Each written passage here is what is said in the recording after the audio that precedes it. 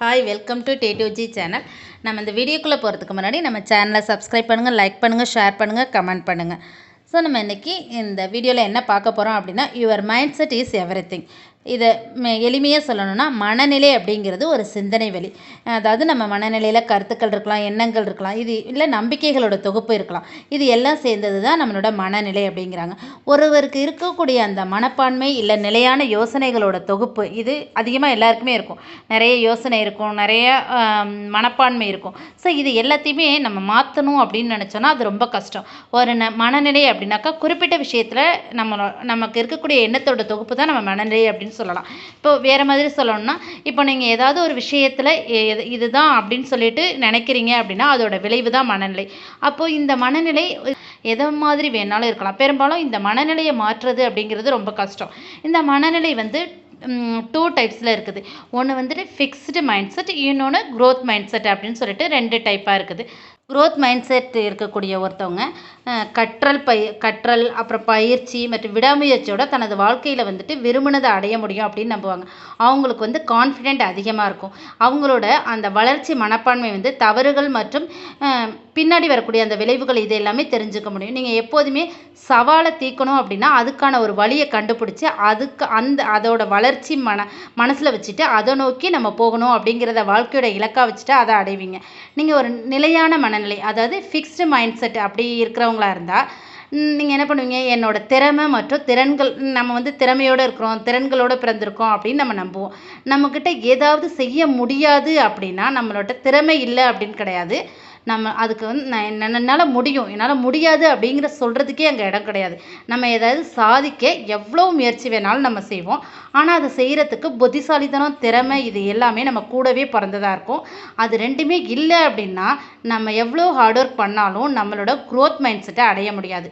ஒரு நிலையான மனப்போக்கு கொண்ட ஒருத்தவங்க இப்போ அவங்களுக்கு இருக்கக்கூடிய திறமைகளுக்கு அப்பால் ஒரு இலக்கை அடைய முடியாது அப்படின்னு நம்புகிறாங்க. ஏன்னா அவங்களுக்கு தேவையான புத்திசாலித்தனம் கிடையாது.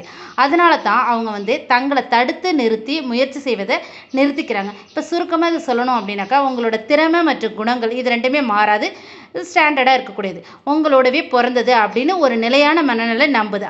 அதுக்கு பிறகு திறமையை வளர்த்துக்க முடியாது. வளர்ச்சி மனப்பான்மை நம்புகிறவங்க கடின உழைப்பு மற்றும் அர்ப்பணிப்பு மூலம் திறமைகளையும் வளர்த்துக்க முடியும் அப்படின்னு நினைக்கிறாங்க. அதாவது க்ரோத் மைண்ட் செட் இருக்கிறவங்க எல்லாமே என்னால் வளர்த்துக்க முடியும்னு நினைக்கிறாங்க.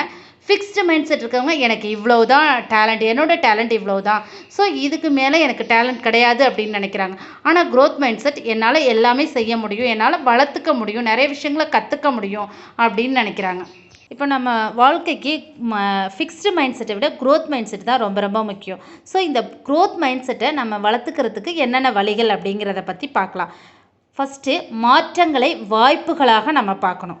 எந்த மாற்றம் வந்தாலும் அது எல்லாமே நமக்கு ஒரு சான்ஸ் அப்படின்னு நினச்சோம் அப்படின்னாக்கா நம்மளோட க்ரோத் மைண்ட் செட் இம்ப்ரூவ் ஆகும். நெக்ஸ்ட், செகண்ட் ஒன், நீங்கள் தவறு செஞ்சீங்க அப்படின்னு நம்ம ஏதோ ஒரு மிஸ்டேக் செஞ்சுக்கிறோன்னா ஃபஸ்ட்டு நம்மளே மன்னிக்கணும். அப்போ தான் அந்த தவறுலேருந்து நம்ம திருத்திக்க முடியும். Third one, replace the word failure with learn. அதாவது தோல்வி அப்படிங்கிற வார்த்தையை கற்றல் என்று மாற்றணும் நம்ம. ஸோ அப்படி மாற்றிட்டோம் அப்படின்னாக்கா நமக்கு சக்ஸஸ் சீக்கிரமே வந்துடும். நெக்ஸ்ட்டு, நீங்கள் விமர்சிக்கும் போது இப்போ நம்ம விமர்சனம் பண்ணுறோம் அப்படின்னா நம்ம கவனிக்கணும், நம்ம எதை பற்றி விமர்சனம் பண்ணுறோம் அப்படிங்கிறத நம்ம கவனிக்கணும். நெக்ஸ்ட் ஒன், பண்புகளுக்கு பதிலாக செயல்களுக்கு வெகுமதி அளிக்கணும். இப்போ அவங்கக்கிட்ட இருக்க பண்பை விட அவங்க செய்கிற ஒரு செயல்கள் இருந்தது அப்படின்னா அதை நம்ம அப்ரிஷியேட் பண்ணணும். நெக்ஸ்ட் ஒன், உறுதியையும் விடாமுயற்சியையும் நம்ம வளர்த்துக்கணும். இது ரெண்டுமே நமக்கு இரு கண்கள் மாதிரி. ஸோ அது ரெண்டையுமே நம்ம வளர்த்துக்கணும். நீங்கள் ஒரு பணியில் ரொம்ப சிரமப்படுறீங்க அப்படின்னா ஸ்டில்லை பயன்படுத்தணும். ஸோ ஸ்டில்லை பயன்படுத்துனீங்கன்னா அப்படின்னா அந்த பணியில் வந்து நம்ம கஷ்டப்படாமல் சுமூகமாக அந்த வேலையை செய்ய முடியும். உங்கள் தோல்விகளை நீங்கள் எண்ணலாம், எதுவும் நடக்காது. மற்றவர்களின் தவறுகளிலிருந்து நம்ம கற்றுக்கணும். ஸோ மற்றவங்க தோல்வியிலேருந்து நம்ம எப்படி தோத்தாங்க அப்படிங்கிறது தெரிஞ்சுக்கிட்டு அந்த தோல்வி நமக்கு ஏற்படாமல் இருக்க அதுலேருந்து என்ன கற்றுக்க முடியும் அப்படிங்கிறத நம்ம கற்றுக்கணும்.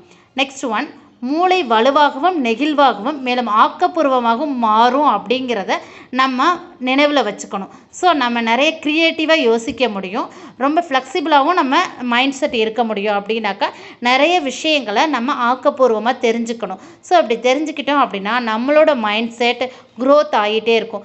ஸோ க்ரோத் மைண்ட் செட்டை இன்னும் வளர்க்குறதுக்கான வழிகள் இந்த 10 வழிகள். இது எல்லாத்தையுமே நம்ம ஃபாலோ பண்ணோம் அப்படின்னாக்கா நம்ம எல்லாருமே ஒரு க்ரோத் மைண்ட் செட்டோடு இருக்கலாம். தேங்க்யூ ஃபார் யுவர் வாட்சிங்.